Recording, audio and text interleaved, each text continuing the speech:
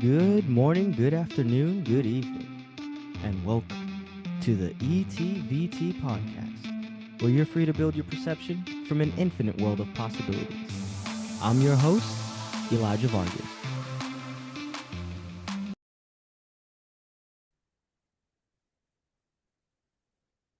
All right, ladies and gentlemen, welcome back to the ETVT podcast, where we're all about perception. Today's episode, I want to talk about the importance of father figures, masculine figures, and also the balance between the two, because you can't have so much of one that you don't have the other. And I'm really excited about this episode because this is one of those things that uh, is not only a personal analysis of mine from my own experience, but something that I have found that people feel different about depending on their experiences. So let's get right into it. First, I want to discuss some stats that I will actually display on the screen. And this is from, ironically, nolongerfatherless.org. And this is titled Statistics on Fatherlessness in America and the Profound Impact of Mentoring. Now, that's why I said that I want to recognize the importance of both sides, because at the end of the day, it really isn't about, or it's not as much about as we try to make it seem, who it is that is there for adolescence, but it really is the approach. And what I mean by that, we'll get more into as this podcast goes on. But what is quite fascinating, besides the very high amount of fatherless children in America, is 85% of youths in prison come from fatherless homes. 71% of high school dropouts come from fatherless homes. 90% of all homeless and runaway children are from fatherless homes. Nearly 25 million children live without their biological father. And I think that's out of roughly 400 million, just about almost there. And 60% of youth suicides are from fatherless homes. So, for people that like to go off statistics, I don't think there's really any statistic that you will find that shows that a majority of households in America lack that balance. And the reason why I chose to do this one is because I was raised by a single mother, and there have been experiences where things haven't necessarily worked out on the father side. So I'm not going to sit here and make a podcast about what it's like to be raised in a motherless home, because I was raised with a mother, and a damn good mother at that. So looking at these statistics, I think it lays grounds for saying that a father figure is important, right? It's not to deviate from one or the other, but they're both important, and a father figure is important. That's the topic of this podcast. I was sitting with a fairly new acquaintance of mine. I just met him last night. And this is a young man who you should see on the podcast soon. And he said something that I could relate to. And he was talking about how, as someone who eventually, or even from the start of their childhood, loses or doesn't have that father figure, as you get older and you go out into the world, you as a man specifically start to realize the impacts of the lack of. And we both have the same experiences, and I'm sure a lot of listeners who have been in the same boat have had the same experience, but you start to work with a lot of people, and you're at the same level of a lot of people who are like, my father owned a business, or my land and houses have been passed down for generations and generations. A lot of people who get their jobs because their father did the networking and is a manager somewhere and has the connections with the people on this contract. That's a huge thing. And it kind of feels weird because you recognize that you're at the same level of somebody who had this amazing foundation built up for them. And well, what typically happens, I think, in most case scenarios, again, looking at the statistics, is for those who aren't part of that 85% going to prison and 71% of dropouts and 90% of homelessness, you have to, from the get-go, go through a multitude of challenges and experiences that people who are on the other end don't have to go through. And when you look at people who had their school paid for or who already had, the homes and the vehicles and all of these big milestones set up for them so that it'll be easier for them when they're going into adulthood, you do ask the question, how are we at the same level? And in many of my cases, it's I'm 5 to 10 years younger than somebody and we're at the same level. So I think that that is a point to be made is when you lack that guidance and that piece of the foundation being set up, you have to go through extra challenges. There's no other ways around it. And I was sitting with a buddy of mine who had a great father figure, was a military brat, a colonel, a pastor, all these great things. And when I was expressing some challenges that I had in middle school, and for me it was my masculinity, right? I found myself being more understood and more connected with the feminine crowd. So eventually I did ballet, gymnastics, cheerleading. And despite all the jokes about me being gay, and I'm not saying being gay was wrong, but at the time, for the people who thought I was gay because I had gay qualities, it was always used as an insult against me. And of course, I was insulted. But I was expressing to my friend, a lot of these experiences that I had as a kid. And I told him, I was like, middle school and high school, I really think I figured out that it was because I did not have a masculine figure. It just makes sense. And he said a statement to me, and it was, you can't use the excuse of not having a father. And I've really thought about that. That was a few weeks ago, but I've really thought about that because that's where we go into the difference in experience for other people. And talking to other people that have had that experience, that have understood what it's like when you're missing that part of your household or your childhood, um, it it is an excuse. My buddy was right in saying that it's not an excuse to be used, but the truth is, and the statistics show, that when you are missing that example, that mentorship, there are repercussions for it. And thankfully for me,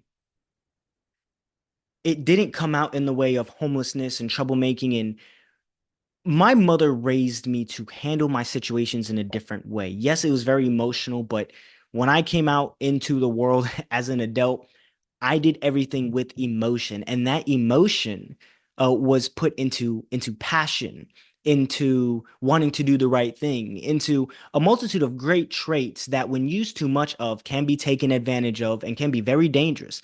But if you are fortunate enough to learn how to control it, they are amazing tools to be able to utilize and to understand as you go through these experiences.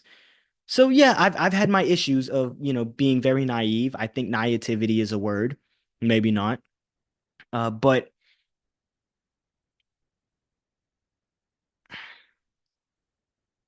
it's sad to me to see that missing that mentorship has so many negative repercussions on a percent scale uh, in America.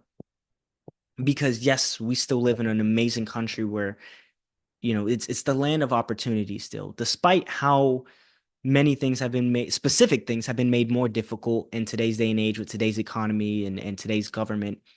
It's still very possible, but there are a lot of children who are in broken homes who never get the chance to understand that.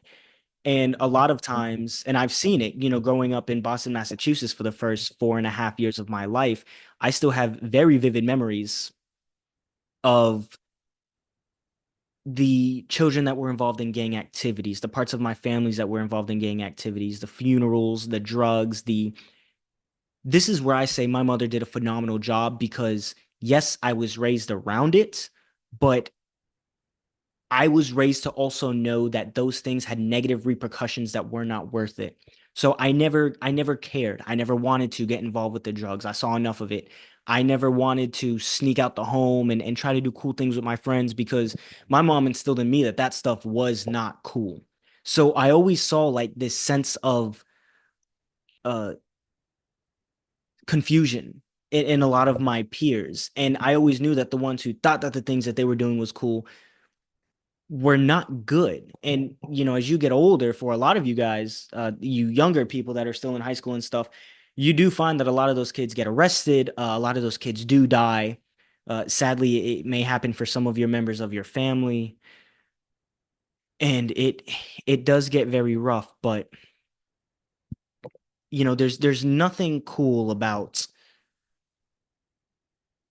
having those experiences. And despite the fact that some people may want to use that against you, the truth is, while your life may have seemed boring because you didn't do all the grand adventures, um, being different in that manner is good. But the point is, a high percentage of people in the fatherless generation don't ever get to figure that out. Don't ever have those examples. And examples and mentorship is a huge thing, and it has a huge impact. One person can make a difference, but it is better when you have a mentorship on both ends.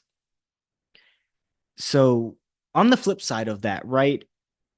There's like anything, Aristotle has this scale. You can have too much of something that it's not good and not enough of something where it's still not good. And just like the way life is built, you should always aim to find the balance and have that understanding in pretty much everything, which for some people, when that reality hits them, it can drive people crazy, and sometimes people want to not admit to the difficulties of life and they drown their sorrows in other things. And I say that because I take great pride in where I am. Sometimes, and I'm going to admit it right here, I get a little jealous when my peers didn't have to go through years of working hard to get something that was given to them, whether it's, having their school paid for, or whether it's get buying their first car, or having a house that's passed down to them, or getting to come into adulthood debt free. It's or having a business passed down to them. That makes a huge difference. Um, but I wanted to share a couple of points on that end. And the first one is where you have the comedian Jimmy Carr, I believe his name is, and I could be butchering the name because I'm not sure if maybe it's pronounced differently, but he pointed out in a podcast, and I think this is phenomenal. It's a beautiful podcast, but about how having things easy all the way around is honestly a torturous life. And that goes back to the point that I made in the beginning, where sometimes I look at people who are 30, 35, 40, or older that are at the same level as me or have so many things that they haven't done or figured out that had so many tools at their disposal to begin with. I can think of an example of a young man who I deployed with who was a nice guy. But he got in on a job because his dad was a manager for a specific contract, and he was explaining how he never has to do anything. Um, and he was never hungry to get a certification. He was never hungry to further his education. And when we were overseas, while I was spending countless hours studying and bettering myself, and eventually became better than him within the span of a few months. He was drinking, he was trying to find girls, he's doing like he lived a very comfortable life. And in its own right, that is almost as bad as not having um, a foundation built up for you because there's a certain hunger that you don't necessarily get. Oh. And whether you want to admit it or not, in most cases, uh, there are impacts of character, either having it too easy or too difficult, right? And that's where I say there has to be a balance of both. So I don't say that one is necessarily better than the other. They need to work in unison. So let's get into this video real quick. I'll go ahead and play it on the screen. Can't have an easy life and a great character. Show me a trust fund kid that inherited a bunch of money, and I'll show you someone mentally tortured. It's true, right? Everyone's like your struggle, where you've come from in Plymouth, in living in poverty to now, having stuff isn't fun. Getting stuff is fun, right? It's not the pursuit of happiness. It's the happiness of the pursuit, right? It's that thing, and it's not like, the self-help. It's not the journey, it's the destination. It's not either the journey or the destination. It's who you become on the journey. Beautiful. And what's funny is before I knew who Jimmy Carr was, I was watching podcasts where he was interviewing, and I had no idea that he was a comedian. So when you see his work and you see his personality, he is one of the best modern examples that we have of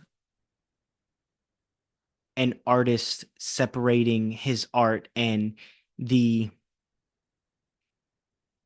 unofficial style of his art from the legitimate person and understanding that he has of life. And I think that's one thing that, especially in America's culture right now with everything going on with P. Diddy and Hollywood and actors and actresses trying to get involved in political movements and all this stuff.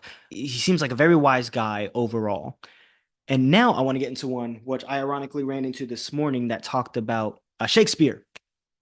Yes, I did watch a documentary on the life of Shakespeare because I kind of looked to these greats. I have been reading a book called The King of France, which is about one of the greatest narrators and writers, Alexander Dumas.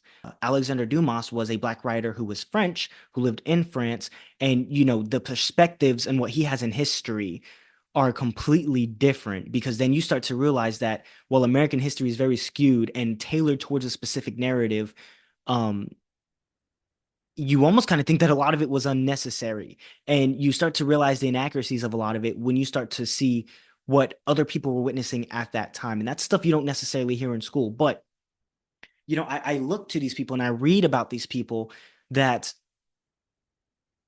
modern society doesn't just talk about because we're too busy brain rotting on TikTok, because I try to learn from them and I try to dig to the roots of the artistic nature because I want to be able to apply that to my art.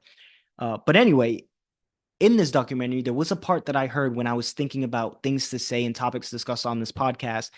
And this also gets to the point, and it pretty much is a caveat to the point of Jimmy Carr, but this is a great example. So let's get right into it. Might have been the making of William. Had his father still possessed a large estate to pass on to his eldest son in Warwickshire, William might have been satisfied to settle down as a comfortable member of the gentry in Stratford-upon-Avon.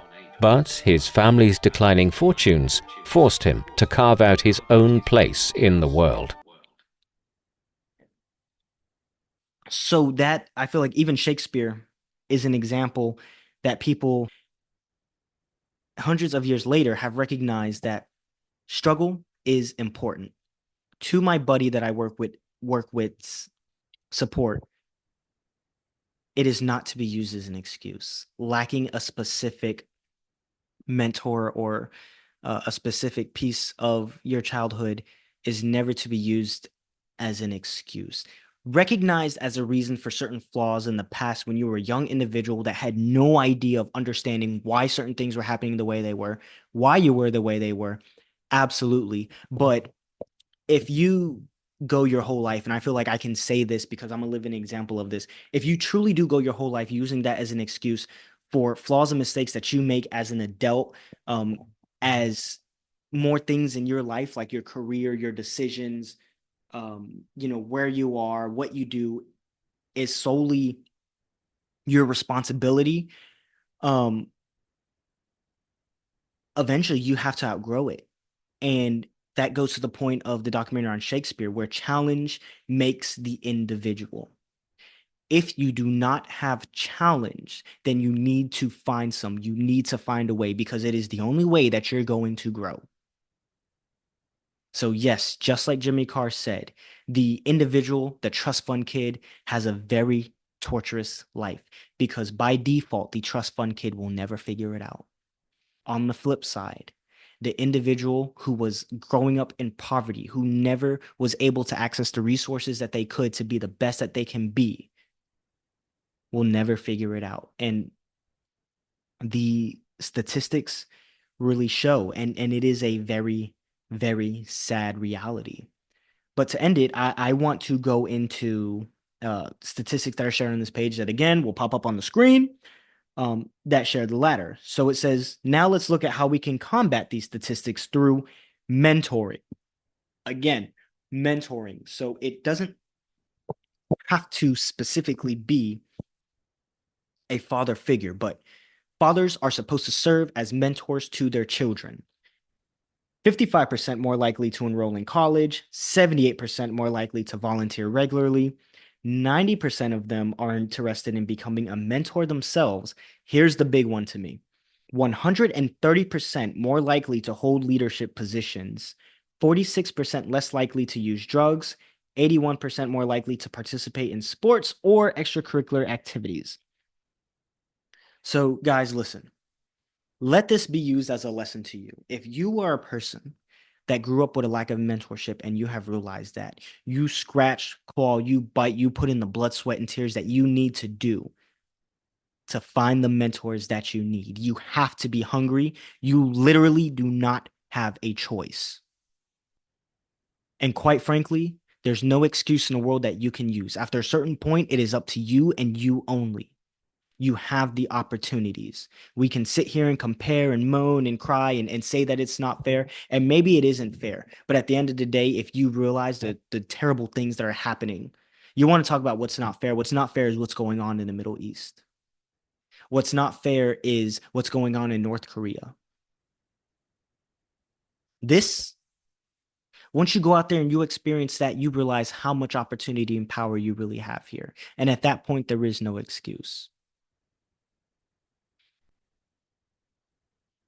End to that. And on the last note, mentorship. And this is the last thing I'm going to say. Whether it's a mentor that you find or you as a person that's going to be a mentor, because these statistics started off with fatherless.org or whatever it was called, no longer fatherless.org. I want to say this. I take mentorship very seriously. Again, anybody can be a manager or a director or whatever status that you're given for a day job or a career for a company or whatever. Fine. But a mentor is not something that you can become because you're qualified for. A mentor is something that you are as a person. It is way too complex to be built by any policy or certificate or degree or resume or status. A mentor is something that you become. And I think at the end of the day, everybody should aim to become a mentor. And what I'm going to say is something I'm going to share something with you guys that's personal to me. The way I look at it in my life is, sure, I may never know what it feels like to have that father-son connection from the son perspective. But what this has done was sparked a flame inside of me where I have a goal to be the best father figure that I can be when my time comes. I have to earn that. I have to go through all the extra steps that were not given to me as a child. And I have to do what I got to do to become the best father that I know that my child is going to deserve.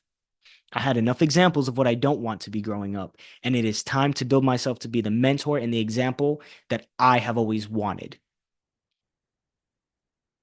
You better make sure that you are such a high and such a phenomenal example that the person that is going to be looking after your daughter for the rest of their life almost feels like they will never reach the level that you did. You set the example. You show the individual what it is that your child, your daughter, or your son deserves. Obviously, different dynamics. But in terms of daughter, you set the example for what your daughter deserves. Again, do not be a trust fund kid. Do not raise them to be spoiled, but raise them to understand what their worth is. And that is a very complicated balance to have, like many other things in life. So on that note, I wish all of you the best of luck, no matter what your circumstances are. It's difficult. Sometimes it feels unfair. And as humans, we all have different emotions that we struggle with, especially when it comes down to ego and comparison and just admitting to certain truths of life. I feel like there are universal truths, like responsibility being one and individuality being another, that scare people so much that we always try to throw so many things on and build this hate and anger and opinions, because the truth really is scary. And sometimes the truth does hurt. But the truth is, do not forget what you're capable of. Do not forget what opportunities lie before you. And as fearful as it may be, go out there and get it, man or woman. So yeah, I look forward to the future. I feel like I've said that a lot this year. Always have, always will. And this next upcoming month is going to be very exciting. I have a few guests scheduled. I'm working on getting another one. I think I finally have figured out a good dynamic for getting people on the podcast. It did take me an extra year. I feel like I may have done better with it last year. Um, but I was trying new approaches and looking for new groups. And in a way, I kind of had to fess up to certain mistakes and opinions that I had and had to realize, I had to be better at communicating. I had to be better at decision making. So that's my only excuse for the lack of guests that I've had this year and the guests that I have had. Thank you. You guys were great. 2024 was really good. And again, I look forward to 2025 and all the things that we can't control. So, ladies and gentlemen, be great, do your thing. I will see you guys in the future. ETVT.